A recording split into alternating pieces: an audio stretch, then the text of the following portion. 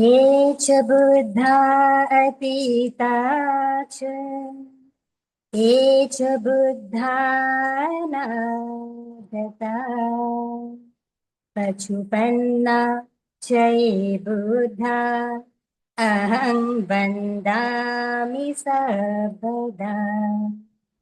ये च धम्मा अतीता च ये च धम्मानागता पशुपन्ना च ये धम्मा अहं वन्दामि सर्वदा। ये च सङ्घा अतीता च ये च सङ्घानागता पशुपन्ना च ये सङ्घा अहं वन्दामि सर्वदा। भूतकाल में जितने भी महाकारुणिक तथागत सम्यक संबुद्ध हुए हैं, वर्तमान में जो सम्यक संबुद्ध है और निब्बान प्राप्ति तक जो भी सम्यक संबुद्ध होंगे, उन सभी को मैं वंदन करती हूँ। उन्होंने उपदेशित किए हैं सब धर्म को मैं वंदन करती हूँ।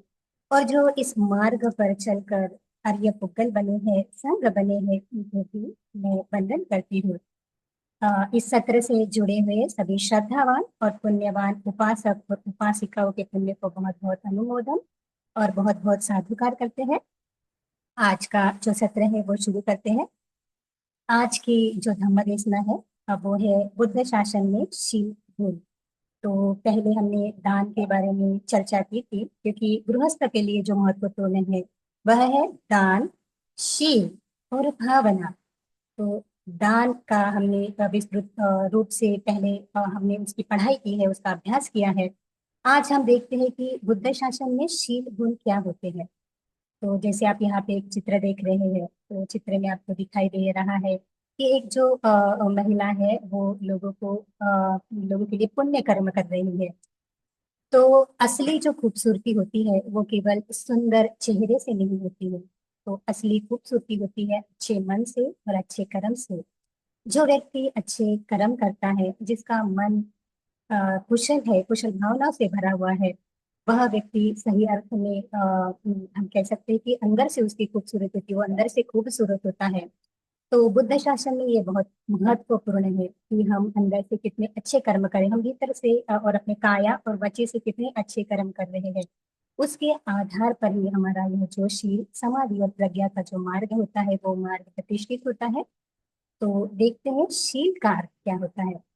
तो शील का अर्थ होता है सदाचरण। इसका अर्थ होता है अच्छे आचरण, अच्छे कार्य करना। तो कोई व्यक्ति अगर अच्छे कार्य करता है तो कह सकते हैं कि वो शील का पालन कर रहा है अपने काया से। अपने जो वाचा है उससे अगर वो अच्छे कार्य करता है तो वो होता है शील। तो काया वची कर्म को भली भांति संधारण एवं उसका प्रतिष्ठापन करने वाला जो होता है वो शील होता है। यानी शील यह मन का कर्म नहीं है, ये काया और वची का कर्म है। मन में तो आता है पहले, मन में ही आता है, लेकिन जो शील होता है वो पर्टिकुलरली काया और वची का कर्म होता है। क्योंकि काया और वची से अगर वो कर्म खंडित होता है तो वह जो हम कह सकते हैं कि उसका शील टूट गया है, उसका शील भंग हो गया है या शील खंडित हो गया है। तो अगर मन में है लेकिन मन में अकुशल है, लेकिन काया और वाचा में नहीं है, तो भी वो शील ही कहलाता है। लेकिन अगर काया वाचा वाचिया और जो काया वाचा और जो चित्त है, उससे जो कोई व्यक्ति अच्छे कुशल कर्म करता है वही सही अर्थ में शील का पालन करने वाला होता है। इसीलिए जो हम शील कहते हैं वो काया और वची के जो कर्म होते हैं वो कर्म होते हैं। तो हम देखते हैं कि जो बुद्ध शासन है, बुद्ध शासन में शील यह बुद्ध शासन की नींव है, आधार है। भगवान कहते हैं जब परिनिब्बाण सूक्त में योगो आनंदमया धम्मो च विनयो च देसितो पඤ्यतो सो वो मम चयेन सत्ता। जब भगवान का परिनिब्बाण होने वाला था तब वहाँ जो अरहंत जो बनते आनंद बनते थे, भगवान से कहते हैं कि भगवान आप जाने के बाद में ऐसा क्या कौन है जो इस मार्ग का उत्तराधिकारी होगा, कौन है जो हमारा गुरु होगा, कौन है जो हमारा शास्त्र होगा। तब भगवान कहते हैं मैंने जो धम्म और विनय यह बताए हैं, यही आप लोगों के शास्त्र होंगे, यही आपके गुरु होंगे।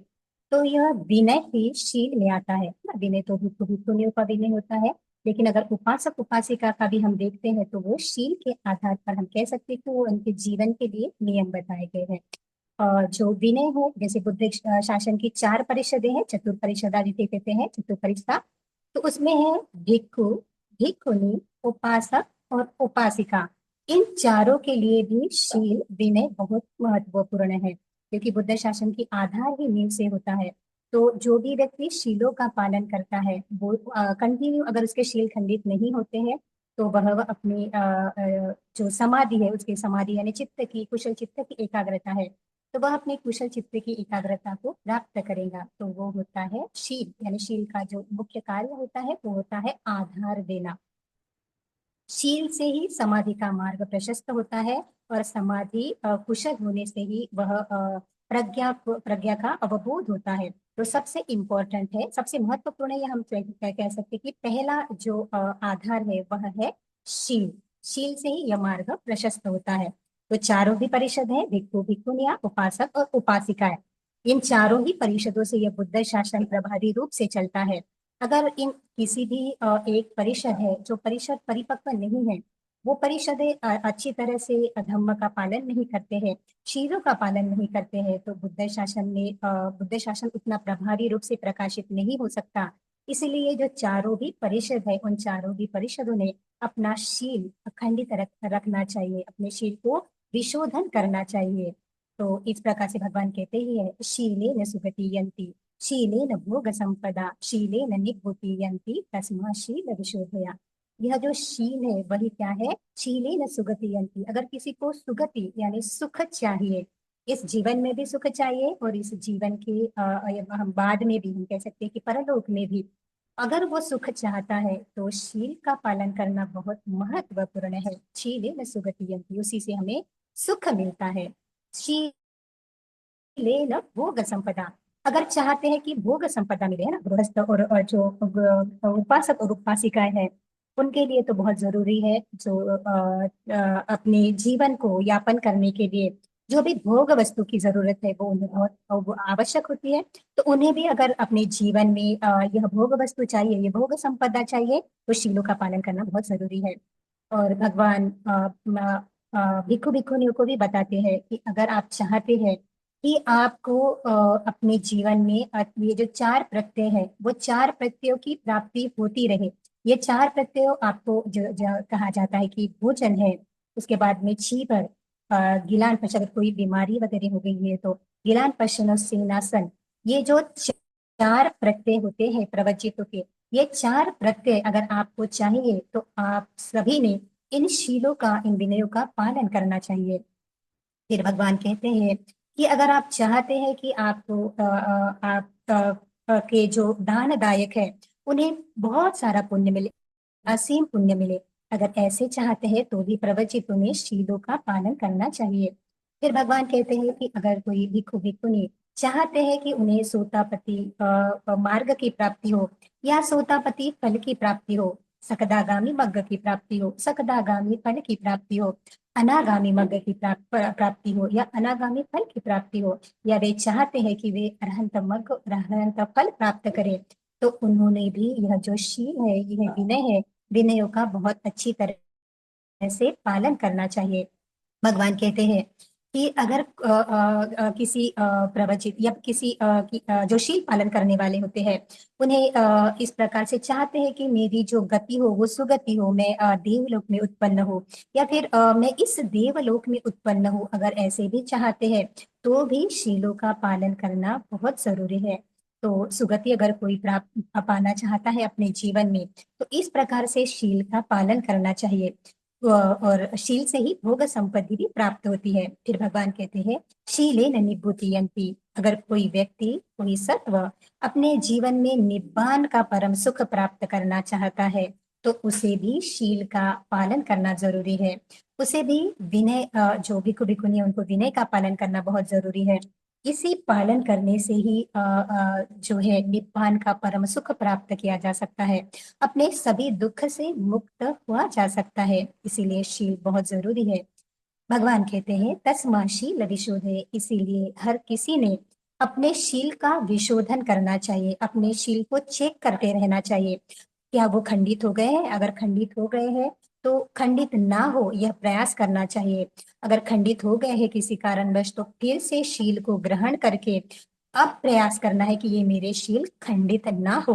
क्योंकि जो अपने शील कंटिन्यूएशन में रखता है, जो अपने शील को बहुत अच्छे से, जैसे एक माता होती है और उसका जो हम कहे एकमात्र पुत्र होता है, तो एकमात्र पुत्र का जैसे वो रक्षा करती है कि उसे कोई भी हानि ना पहुंचे, उसे किसी भी आपत्ति का सामना ना करना पड़े। तो इसलिए वो बहुत ख्याल रखती है कि अपने जो पुत्र है उस पुत्र के भली प्रकार से संरक्षण करती है। भगवान कहते हैं इसी प्रकार से हमने हमारे शील का पालन करना चाहिए। तो जो व्यक्ति इस प्रकार से अपने शीलों का पालन करता है वो उसे बहुत पुण्य संपत्ति प्राप्त होती है। और यह पुण्य संपत्ति है जो बुद्ध शासन में कोई व्यक्ति अगर प्राप्त कर लेता है तो वो अवश्य ही अपने सब दुखों से मुक्त हो जाता है। इसी वजह से जो शील है वो शीलों का भली भांति अच्छी तरह से उसका पालन करना अनिवार्य है। तो अब हम देखते हैं कि एक थोड़ा सा हम देख लेते हैं कि भिक्षु भिक्षुणी के जो शील है वो किस प्रकार से है। शॉर्ट में देखते हैं कि उपासक उपासिकाओं के जो शील है उस पे हम ज्यादा फोकस करेंगे। तो भिक्षु भिक्षुणियों के जो शील होते हैं जो विनय पिटक में है, विनय पिटक में जिसे शॉर्ट में कह सकते हैं विनय है, तो उनके कैसे उन्होंने किस प्रकार से अपने जीवन काया वाचा और चित्त से अपने आप को कैसे सुचरित रखना चाहिए, कैसे अच्छे कर्म करने चाहिए जिस से वो अपने इस भव चक्र को काट दे, यह दुख चक्र को वो काट सके। इसीलिए जो शील होते हैं, जो विनय होते हैं, वो भिक्खु भिक्खुनी के पातिमुख में आने वाले और जीवन भर पालन करने के लिए जो शील होते हैं वो नित्यशील होते हैं। और उपासक उपासिकाओं के जो होते हैं वो जैसे भिक्खु के 227 विनय इतने ही नहीं है। भगवान ने कहा है कि जो संवर है और विनयशील है वो 8 खरब 90 अरब 50 लाख और 36 है ना, 36 इतने संवर विनयशील भगवान ने बताए हैं विनय पिटक में। तो देखिए 8 खरब 90 अरब 50 लाख और 37 है ना, इतने विनय है। तो इसमें से अगर इंद्रिय विनय संवर छोड़ देते हैं, आजीव परिशुद्धि के शील छोड़ देते हैं और प्रत्यय समित्रित शील अगर छोड़ते हैं तो पूरे पातिमोक्ष के संवर शील है वो है 91 अरब 80 करोड़ 50 लाख 36 हजार। इस प्रकार से शील भगवान ने बताए हैं। तो उसमें से जो के जो विनय होते हैं वो है 227 और भिक्षुनियों के जो विनय होती है वो होती है 311। ये जो होते हैं उनके नित्यशील होते हैं, उनको उसका पालन करना अनिवार्य होता है। क्योंकि जो पातिमोक्ष के शील होते हैं वो शील पालन करने से अपाय से बचा जा सकता है। और जो दुख मुक्ति है उस दुख मुक्ति को भी, या जो हम अपना जो दुख चक्र है उसको भी नष्ट कर किया जाता है। तो वो होते हैं पातिमुख के शील। तो ये 227 विनय है वो है पातिमुख के शील। और जो पूरी संख्या मैंने अभी आपको थोड़ी देर पहले बताई है वो पूरी संख्या उतनी है। भिक्खुनियों के जो पातिमुख के शील है वो है 311। और उपासक उपासिकाओं के जो शील होते हैं, उपासक और उपासिका 5 शीलों का नित्य पालन करना जरूरी है। 8 शील उपोषित जो दिवस होता है, पुण्य दिवस होता है, जैसे अमावस्या पूर्णिमा और 2 अष्टमी जो होती है, शुक्ल पक्ष अष्टमी और कृष्ण पक्ष अष्टमी, ये 2 अष्टमी होती है। वहां पे 8 शील आर्य अष्टांगिक शील का भी पालन किया जा सकता है और कोई कोई उपासक 10 शीलों का भी अपने जीवन में पालन कर सकते हैं। तो ये हो गए भिक्षु भिक्षुनियों के विनय और उपासक उपासिकाओं के शील। अभी हम थोड़ा शॉर्ट में देखते हैं कि जो भिक्षु भिक्षुनियों के जो विनय भगवान ने बताए हैं पातिमुखा में, तो वो जो विनय है वो किस प्रकार है। तो पातिमुखा वो शील होते हैं जो शील पालन करने से अपाय से बचा जाता है। और जो सांसारिक से जो दुख मुक्ति है जो उसमें वो दुख मुक्ति को नष्ट करने के लिए जो शील होते हैं वो पातिमुखा के विनय शील होते हैं। तो उसमें आने वाले जो शील होते हैं वो जीवन भर, कोई भिक्षु है कोई भिक्षु नहीं है, तो उन्हें वो जो शील है वो अपने जीवन में जीवन भर पालन करने वाले करना पड़ता है। ये उनके शील नित्य शील है, यानी हमेशा पालन करने वाले जो शील होते हैं वो नित्यशील होते हैं। तो जो भिक्षु है उनको 227 शीलों का पालन करना पड़ता है, और जो भिक्षुनियां हैं उनको 311 शीलों का, 311 विनयों का पालन करना पड़ता है। अगर पराजिका की आपत्ति, ये आपत्ति आए, पराजिका वो होता है कि जो भिक्षु के लिए 4 पराजिका बताए हैं भगवान ने, भिक्षुनी के लिए 8 पराजिका बताए हैं। तो जो ये जो पराजिका अच्छा अकुशल होता है, तो फिर शील होता है वो शील खंडित हो जाता है, तो आपत्ति आती है, और ये शिक्षापद का जो अगर कोई भिक्षु या भिक्षुनी उसको त्याग भी करते हैं, स्वयं से त्याग करते हैं, तो भी वो शील से मुक्त हो जाते हैं, मुक्त होते हैं। तो इसके बाद भी अगर पराजित होता है वो, तो ऐसी आपत्ति है कि उसमें जो भिक्षु और भिक्षुनी होते हैं उनका वो भिक्षु और भिक्षुनी भाव ही नहीं होता है, उनको जो कांसाय वस्त्र है उसका त्याग करना पड़ता है। दूसरे जो विनय है उनको अगर उनकी आपत्ति आई है, तो भिक्षु संघ से, भिक्षुनी संघ से, इस प्रकार से वो अपने ये विनय की, अपने शीलों की परिशुद्धि कर सकते हैं। तो ये होता है पराजिक और दूसरे विनय। इसके बाद भी अगर कोई जो भिक्षु या भिक्षुनी है, पराजिक होने के बाद में भी स्वयं को भिक्षु या भिक्षुनी के रूप में प्रस्तुत करता है, तो भगवान कहते हैं वो दुष्शील होता है, क्योंकि उनका जो शील होता है वो भंग हुआ है, तो वो जो शील होता है वो दुष्शील होता है। तो ये होते हैं भिक्षु भिक्षुनियों के विनय और शील। हम देखेंगे उपासक और उपासिकाओं के शील। तो उपासक के जो हम कहते हैं 5 शील है, तो आप सभी को पता है जो 5 शील, तो ये 5 शील है वो पृथक रूप से समाधानशील है, यानी हर एक शील अलग अलग प्रकार से है। अगर हम पहला शील देखते हैं, पाना तिपाता वीरति या पाना तिपाता वीरमणि, तो ये एक अलग शील हो गया। वैसे ही अधिनदाना, कामे सुमिच्छाचारा, मुसावादा और सिरा वेरय मज्जपमादठाना, तो ये जो 5 शील होते हैं वो पृथक रूप से समाधान करने होते हैं, यानी उसकी संपदा ग्रहण करनी पड़ती है, उसको धारण करने पड़ते हैं। अगर इसको पालन नहीं किया, ये जो 5 मुख्य शील है, अगर उन्होंने उपासक या उपासिका ने उसको पालन नहीं किया है ना, कभी कभी हो जाता है जीवन में कि कोई शील टूट जाता है, तो कभी इन 5 शीलों में से एक भी शील अगर टूट गया है, तो वो आपत्ति आती है ना, अकुशल कर्म होता है, पाप कर्म होता है। उन शीलों का एक भी शील अगर खंडित हो गया है तो उसकी आपत्ति होती है। अगर उसको पालन फिर से वो शील क्या करता है, समाधान लेना पड़ता है, फिर से वो शील ग्रहण करना पड़ता है, तो फिर वह जो उपासक या उपासिका है शील संपन्न बन जाते हैं।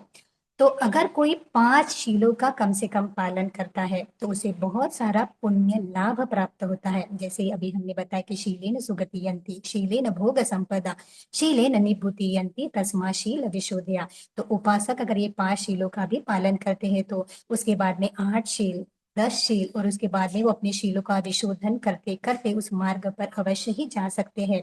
तो इसी वजह से शील पालन करने का बहुत लाभ भगवान ने बहुत सारे सुत्त में बताए हैं।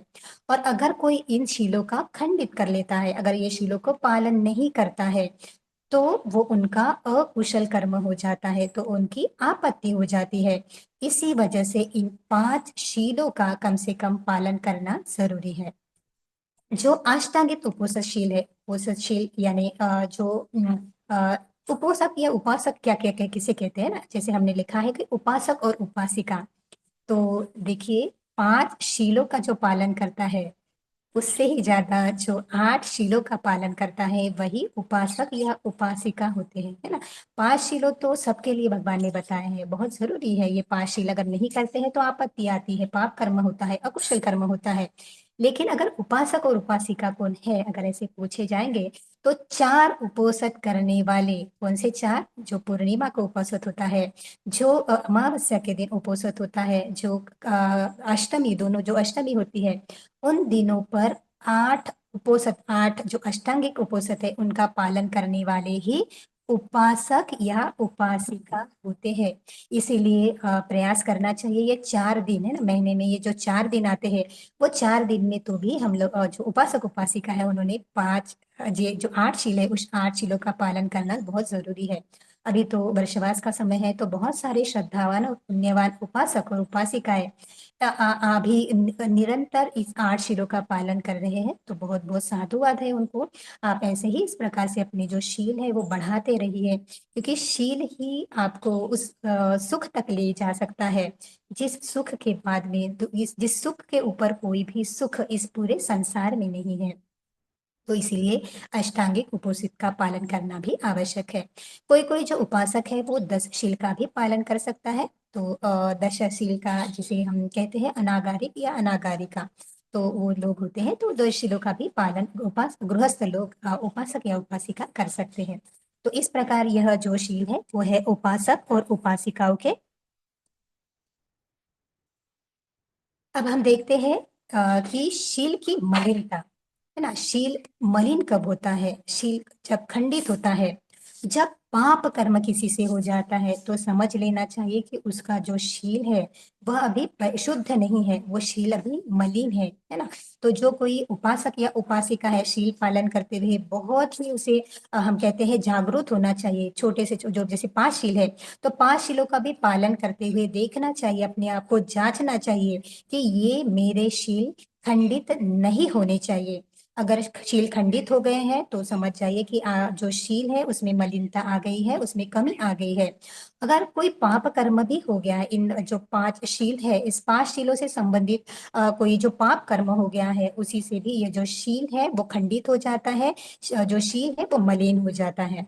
फिर शील की विशुद्धि कब, शील की शुद्धि कब होती है, कब माना जाता है कि शील यह शुद्ध रूप से है? तो जब किसी उपासक और उपासिका के शील अखंडित रहते हैं। किसी गृहस्थ या गृहस्थी के जो शील है, ये 5 शील कहिए या फिर उपोषद के दिन 8 शील जो लिए जाते हैं, वो 8 शील अखंडित रहते हैं, खंडित नहीं होते, उसमें खंड नहीं पड़ता है। तो वह होती है शील की शुद्धि। तो उसका जो शील होता है वो क्या होता है? शुद्ध होने के यानी परिशुद्धि की ओर जा रहा है। जैसे जैसे वो अपने शीलों का कंटिन्यू पालन करता रहेगा, उसके शील खंडित नहीं होंगे, उसके शील अखंडित रहेंगे, तो वो निश्चित ही शील की शुद्धि कही जाती है। जो व्यक्ति इस शील से संबंधित पुण्य कर्म करता रहता है, भगवान कहते भी है, जो शील पालन करता है वो महादान देता है। जैसे 3 प्रकार के दान कहा जाता है, तो इसमें अभय दान जो होता है वो अभय दान शील जो है उसमें आता है। जो कोई व्यक्ति अपने शीलों का भली प्रकार से पालन करता है, वह एक रूप से महादान देने जैसा होता है। तो जो कोई व्यक्ति चाहते हैं कि मेरा महादान हो जाए, मेरे जीवन क्रम से किसी का भी अकुशल ना हो, किसी को भी दुख ना पहुंचे, उन सभी ने अपने शील की शुद्धि करनी चाहिए, अपने शील को अखंडित रूप से रखना चाहिए। तो ये होती है शील की मलिनता और शील की शुद्धि। अब हम देखते हैं शील का महत्व क्या है। क्या महत्व है बुद्ध शासन में कि शील का पालन करना जरूरी है ना। अब कोई बहुत बार शील शील कहा जाता है, हर जो प्रोग्राम होता है बुद्ध शासन में, वहां पे पहले जो उपासक उपासिकाएं होती है वो त्रिशरण और जो शील है वो शील को ही ग्रहण करते हैं। तो जानना चाहिए कि शील का क्या महत्व है, हम क्यों शीलों का पालन, हमें शीलों का पालन क्यों करना चाहिए। अगर किसी जो बुद्ध धम्म से ना जुड़े हुए हैं, उन्हें भी ऐसे लगता है कि जो बुद्ध का धम्म है वो पर्टिकुलरली कुछ लोगों के लिए है, लेकिन ऐसा नहीं है। जो बुद्ध का मार्ग है वो उन सभी लोगों के लिए है जो अपने जीवन में दुख से मुक्ति चाहते हैं, उन सभी लोगों के लिए है जो अपना जीवन सुख से बिताना चाहते हैं। तो उन सभी के लिए भी यह आवश्यक है जानना कि अगर उन्होंने शीलों का पालन किया तो उन्हें क्या लाभ हो सकते हैं, या फिर क्यों आवश्यक है अपने जीवन में शील का पालन करना। तो पहला हम देखते हैं चित्त और कर्म में सुधार, जीवन में भी सुधार। तो अगर कोई व्यक्ति शीलों का पालन करता है, कोई व्यक्ति ये 5 कम से कम 5 शील पालन करता है, यानी पानाति प्राणियों की हत्या नहीं करता है, चोरी नहीं करता है, व्यभिचार नहीं करता है, वाणी के अकुशल कर्म नहीं करता है, और नशीली पदार्थों का सेवन भी नहीं करता है, तो वह व्यक्ति का जो चित्त होता है वो अकुशलता को धीरे धीरे धीरे कम करता रहता है। जैसे जैसे उसका शील शुद्ध होते जाएगा, वैसे वैसे उसके चित्त से जो अकुशलता है वो अकुशलता कम हो जाएगी। फिर उसका जो चित्त है वो कुशलता की ओर, और यह चित्त कुशल से महाकुशल की ओर जाता है, और महाकुशल से ही आर्यमक जो ध्यान अवस्था है वो ध्यान अवस्था प्राप्त होती है, और उसी से ही आर्यमग और आर्य फल प्राप्त होता है। इसी वजह से जो कोई व्यक्ति है उसने अपने शीलों का पालन करना बहुत जरूरी है अपने चित्त की शुद्धि के लिए। फिर जो होता है अपने कर्म की, अगर कोई व्यक्ति अकुशल को त्यागता है, तो अकुशल को जो व्यक्ति त्यागता है उसके जीवन में वैसे ही जो पाप कर्म होते हैं, अकुशल कर्म होते हैं, वो कम हो जाते हैं, और उसके कर्म भी सुधरते जाते हैं, उससे उसका जीवन भी सुधरता है। तो इसी वजह से कोई अपने चित्त को शुद्ध करना चाहता है, वो अवस्था प्राप्त करना चाहता है जिससे उसे परम सुख की प्राप्ति हो जाए, अपने सभी दुख से वह मुक्त होना चाहता है, तो उन्होंने यह जो शील है वो शीलों का पालन करना बहुत जरूरी है। और निरंतर शील का पालन करने से उसके जीवन में है अकुशलता नष्ट हो जाती है, और कुशलता ही होती है। इसी वजह से भी शील का पालन बहुत आवश्यक है। शील दुख का क्षय करता है। अगर हम देखते हैं कि इस जीवन में बहुत सारे दुख हैं, अगर कोई अकुशल कर्म हो गया या शील से संबंधित कोई भी हम कहते हैं शील खंडित हो गया, तो तुरंत उसका फल मिलता है। अगर किसी ने प्राणियों की हत्या की है ना, तो अगर भूलवश अगर हत्या हो भी गई है, किसी छोटे से प्राणियों की भी हत्या हो गई, तो मन अशांत हो जाता है। तो अगर चोरी हो गई है तो मन अशांत हो जाता है।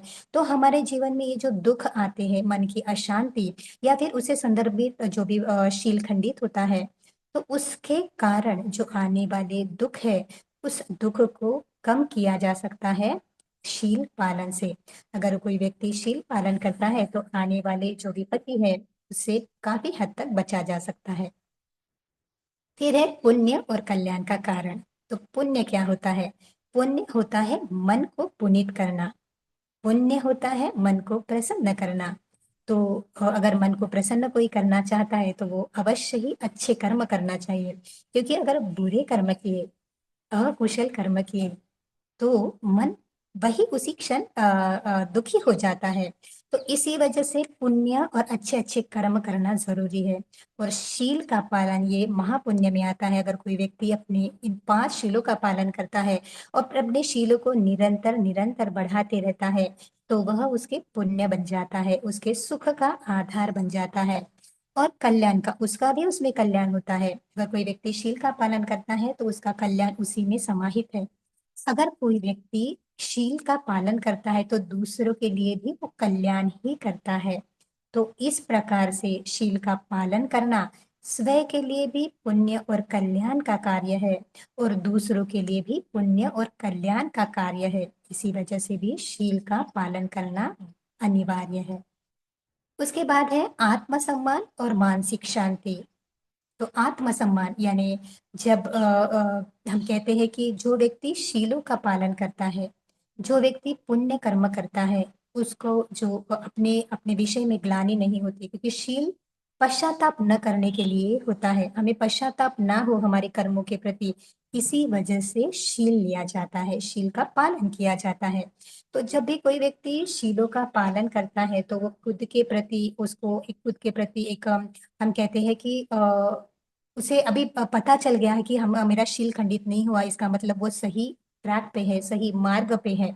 तो यह बहुत जरूरी है। और मानसिक शांति, जैसे अभी बताया है कि कोई भी शील अगर खंडित होता है ना, प्राणियों की हिंसा की या फिर चोरी की या फिर दूसरे भी शीलों का खंडित हुआ है, तो मानसिक अशांति निर्माण हो जाती है, मानसिक दुख की निर्मिति हो जाती है। इसी वजह से अगर कोई व्यक्ति अपने जीवन में शीलों का पालन करता है, कम से कम 5 शील का पालन करता है, तो वह अपने जीवन में, अपने मन में, अपनी जो मानसिक है वो मानसिक शांति उसे प्राप्त हो जाती है। तो इसीलिए भी शील का पालन करना बहुत इम्पोर्टेंट है। यह दूसरों के लिए भी प्रेरणा का कार्य करता है। तो अगर कोई व्यक्ति इस प्रकार से अच्छे कार्य करता है, अपने काया से और वची से अकुशल कर्मों को त्यागता है, कुशल कर्मों की संपदा ग्रहण करता है, तो वह दूसरों के लिए भी प्रेरणा बन जाता है।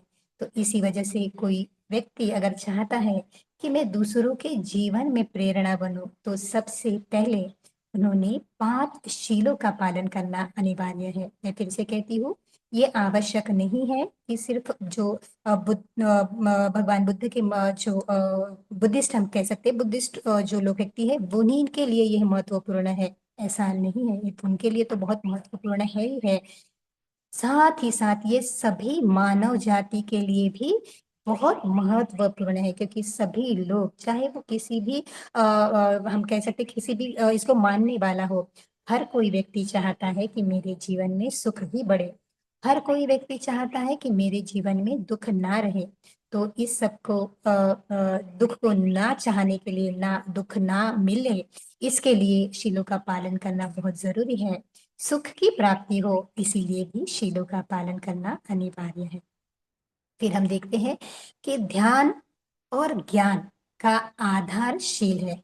ज्ञान ध्यान यानी अगर कोई समाधि को प्राप्त करना चाहता है, तो समाधि प्राप्त करने के लिए उसे ध्यान जो है ध्यान करने के लिए समाधि कहा जाता है कुशल चित्त की एकाग्रता। जिस व्यक्ति की कुशल चित्त है, उसकी जो समाधि है, वो समाधि बहुत अच्छे से होती है, तो उसके लिए भी शील का पालन करना अनिवार्य है। अगर किसी व्यक्ति का शील खंडित हो जाता है, तो वो अपने वो जो समाधि है, वो समाधि को अच्छी तरह से प्राप्त नहीं कर सकता है, क्योंकि उसका मन अशांत है, और अशांत मन कभी भी एकाग्र नहीं हो सकता है। इसी वजह से भी ध्यान के लिए शीलों का पालन करना बहुत अनिवार्य है।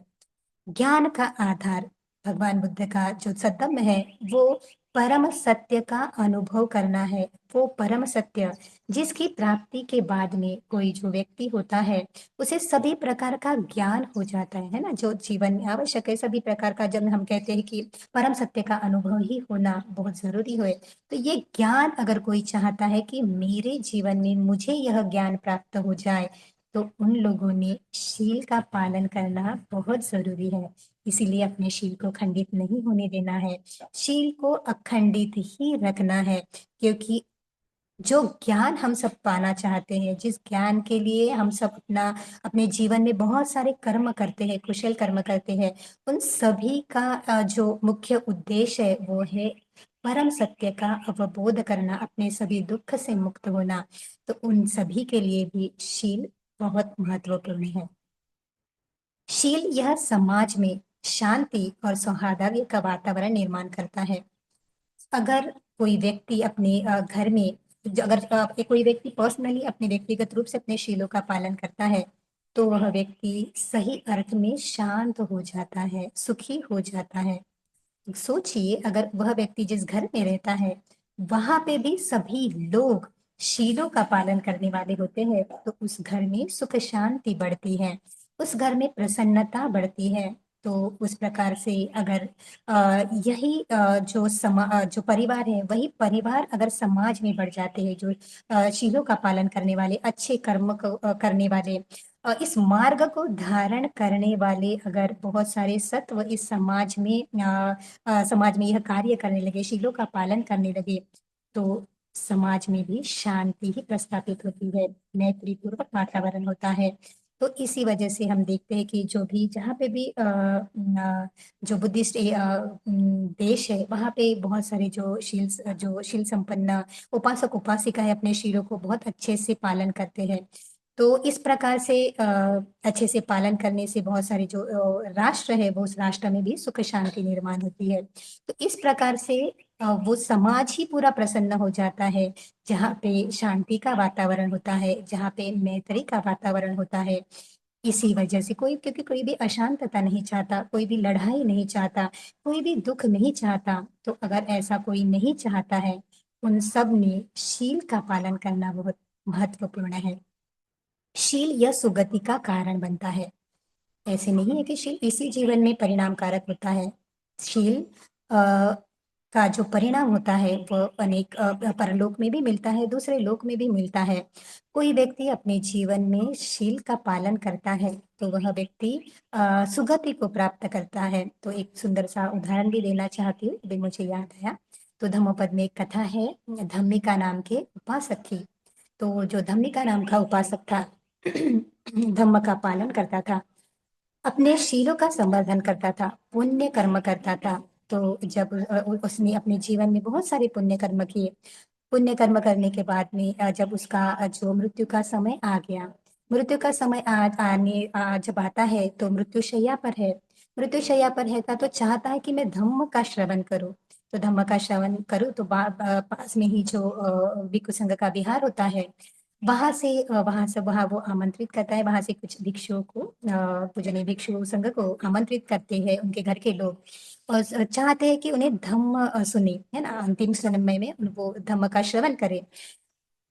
अंतिम समय में जब धम्म का श्रवण करते हैं तो बहुत सारे देवभूमि से लोग आते हैं, चाहते हैं कि यह जो सत्व है जिसने पुण्य कर्म किया है, वो पुण्य कर्म करने वाला जो सत्व है हमारे लोक में आ जाए, है ना। क्योंकि जो भगवान कहते हैं कि जो भी शील संपन्न व्यक्ति होता है उसका जो सुगंध होता है वो जैसे फूल का कोई सुगंध है, सुगंधित फूल है, उसका जो सुगंध है वो केवल हवा की दिशा में ही जाएगा, जिस ओर से हवा बहेंगी उसी दिशा में जाएगा। लेकिन जो शीलवान व्यक्ति है, जो अच्छे कर्म करने वाला व्यक्ति है, उसका जो सुगंध है वो बहुत ही दूर तक जाता है। तो उसको लेने के लिए देवभूमि से लोग आते हैं, तो है ना। तो देखिए, इस प्रकार से सुगति का कारण बनता है शील। इसी वजह से भी इस लोक में सुख प्राप्त करने के लिए और आने वाले परलोक में भी, आने वाले जीवन में भी सुख प्राप्त करने के लिए शील का पालन करना अनिवार्य है। तो सुगति का भी कारण शील बनता है, कुशल कर्म बनते हैं। निर्वाण का मार्ग, तो निर्वाण का मार्ग होता है शील, समाधि और प्रज्ञा। तो कोई व्यक्ति अगर शील का पालन ही ना करे तो बहुत कम चांसेस है कि उसकी समाधि बहुत अच्छी होगी। जो व्यक्ति की समाधि अच्छी नहीं है उसकी प्रज्ञा भी प्रखर नहीं होगी, बहुत कम चांसेस है कि प्रखर होगी।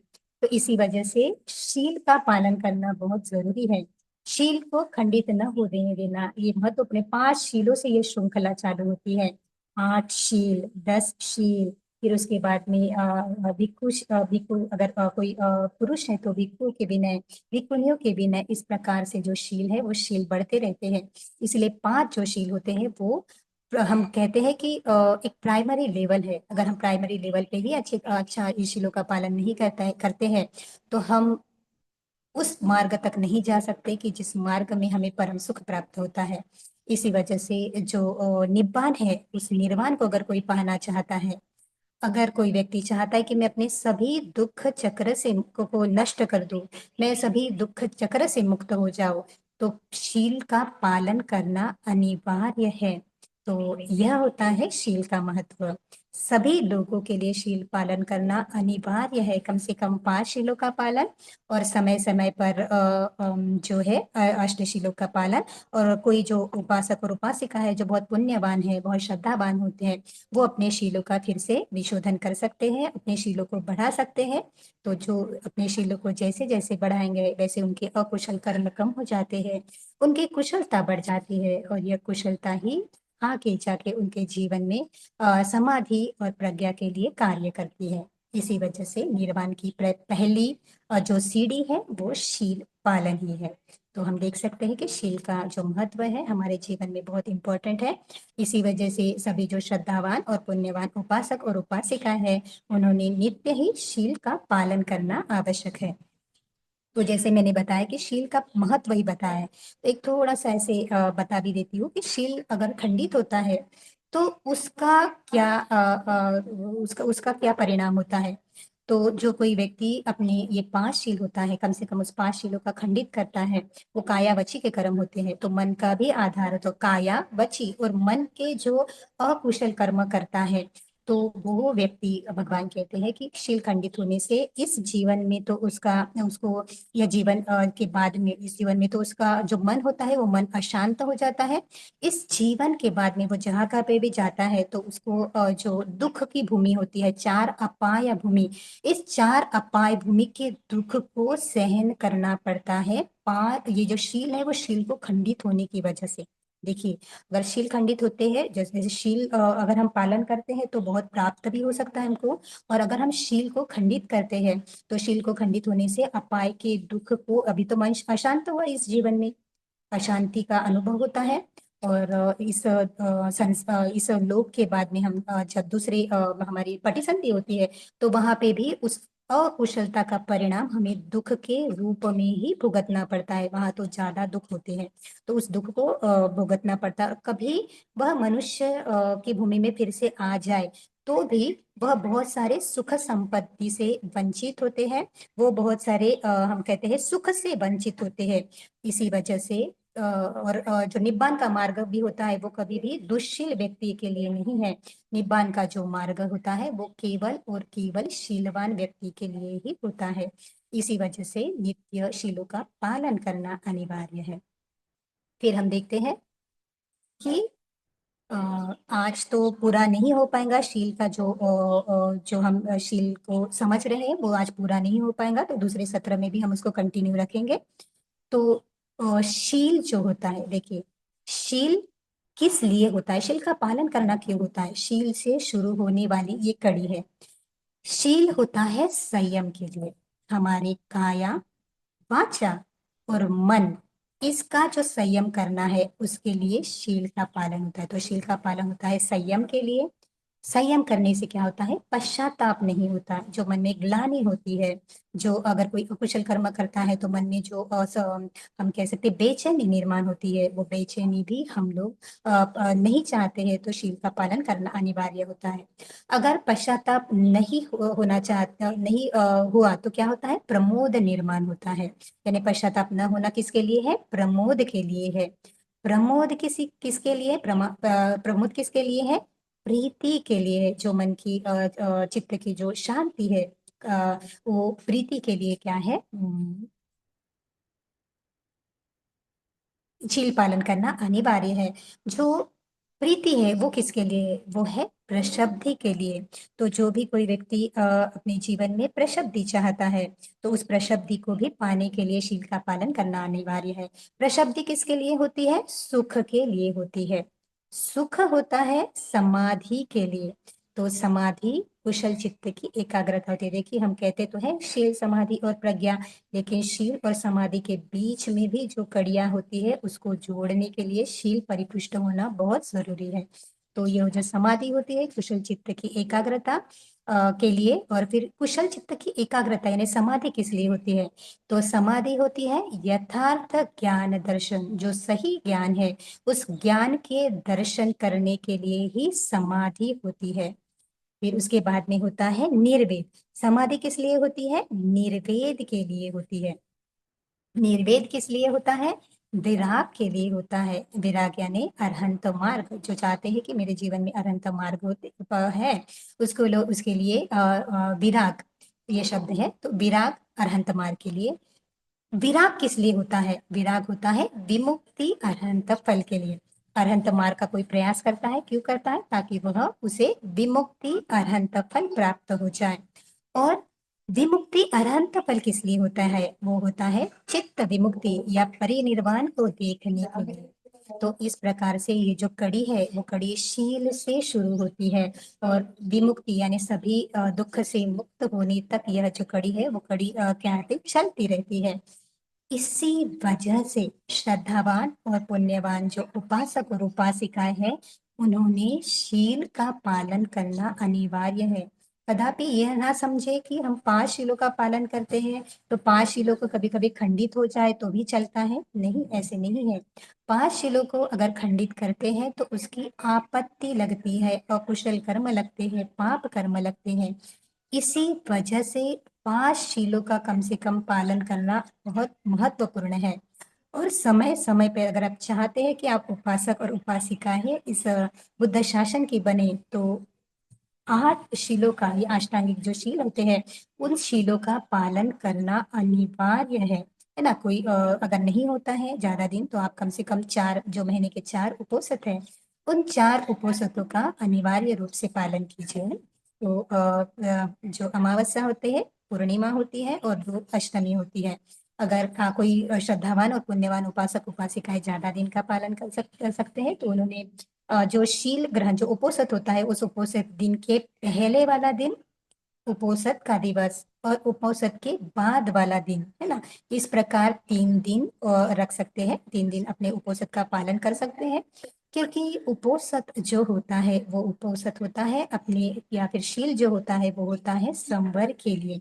हमारे काया से, हमारे वाचा से अकुशल कर्म ना हो, जिससे हमारे सुख शांति में बाधा न आए, हमारी वजह से दूसरों के सुख शांति में बाधा न आए। इसी वजह से ही शील का पालन किया जाता है। तो अगर कोई व्यक्ति चाहता है तो उसे निर्वाण का परम सुख प्राप्त हो जाए। एक जीवन के दुख से नहीं, हमारे सभी जीवन दुख चक्र है, उन दुख चक्र से कोई मुक्ति चाहता है तो बहुत अनिवार्य है कि उन्होंने 5 शीलों का पालन करना आवश्यक है। तो इस प्रकार से जो शील है वो शील महत्वपूर्ण है। अब हम शॉर्ट में देख लेते हैं। चारितशील और बारितशील क्या होता है। तो चारितशील होता है करणीय सकारात्मक और बारितशील होता है अकरणीय नकारात्मक शील। तो चारितशील क्या होता है, तो चारितशील यानी करणीय शील। तो करणीय क्या होता है, जैसे अगर कोई पंचशील हम देखते हैं, पंचशील में देखते हैं कि पानातिपाता वेरमणि, अधिन्नदाना वेरमणि, कामे सुमिच्चाचारा वेरमणि, मूसावादा वेरमणि, सुरामेरय मज्जपमादठाना वेरमणि। तो ये होते हैं नकारात्मक शील, जैसे हमें नहीं करना है, किसी को भी नहीं करना है, वो होते हैं नकारात्मक शील। तो नकारात्मक शील, तो जो नहीं करने वाले होते हैं वो नकारात्मक शील, लेकिन भगवान केवल नकारात्मक शील नहीं बताते हैं, साथ साथ में भगवान करणीय सकारात्मक शील भी बताते हैं। नहीं तो जो अकुशल है उसी तो नहीं ही करना है, साथ साथ में है जो कुशल है उसको उसकी संपदा भी ग्रहण करनी है। सब पाप स अकरणम, ये अकरणम जो होते हैं वो होते हैं वारितशील, जिसे कहा जाता है अकरणीय नकारात्मक शील। सब पाप अकरणम कुशलस उपसंपदा, जो ये कुशल होता है वो होता है करणीय सकारात्मक। तो करणीय और सकारात्मक जो पुण्य कर्म होते हैं उसमें जो शील आता है वो होता है चारितशील, यानी जो जिसकी चर्या में ही यह शील आ जाता है, जो अच्छे कर्म करना है उसके इसमें आ जाता है, तो वो होता है चारितशील। तो जैसे ही पंचशील लिया जाता है, तो पंचशील होता है नकारात्मक शील, लेकिन भगवान उसी के साथ साथ में जो हम कहते हैं जो करणीय सकारात्मक शील वो भी बताते हैं। जैसे पहला जो शील होता है वो पहला शील होता है पानातिपाता वेरमणि। तो पानातिपाता वेरमणि यानी प्राणियों की हिंसा नहीं करना है ना। इसमें भी 3 शील आते हैं, जैसे मैं स्वयं तो नहीं करूंगा, लेकिन अगर कोई दूसरा कर रहा है ना, दूसरे को कहने के लिए भी नहीं करूंगा, किसी को प्रोत्साहन भी नहीं दूंगा, और कोई अगर कर रहा है तो मैं उसको कोई भी सहकार्य नहीं करूंगा। इस प्रकार से जो हर एक शील होता है वो शील त्रिविध स्वरूप से पालन करना करना पड़ता है। ऐसे तो नहीं कि अगर हम हत्या करते हैं तो हम हत्या नहीं करेंगे, लेकिन अगर हमारे सामने कोई कर रहा है तो हम उसे करने देंगे, तो वो शील नहीं होता है। शील वह होता है कि स्वयं भी नहीं करना है, स्वयं भी अकुशलता से दूर होना है, और प्रयास करना है कि जो कोई व्यक्ति है जो अकुशल कर्म कर रहा है उसे भी उस अकुशल कर्म से बचाने की प्रयास करना, ये भी महत्वपूर्ण है। और हमारे सामने ही या हमारा नाम लेके भी कोई अकुशल कर्म कर रहा है ना, कभी कभी होता है जीवन में ऐसे, तो कोई अकुशल कर्म कर रहा है तो उसको भी किसी भी प्रकार का सहकार्य नहीं देना, ये भी क्या होता है, शील में आता है। तो इसी प्रकार से जो कोई शील होते हैं त्रिविध स्वरूप में आते हैं। तो अभी हम आगे के सत्र में देखेंगे पंचशील। पंचशील का महत्व क्या होता है, पंचशील क्या होता है, उसका महत्व क्या होता है, अष्टशील उपोषशील उसका महत्व क्या होता है, और जो निर्वाण के लिए सबसे इम्पोर्टेंट जो शील होते हैं, जो गृहस्थ के लिए उपासक उपासिका के लिए महत्वपूर्ण होते हैं, उनके बारे में भी हम चर्चा करेंगे।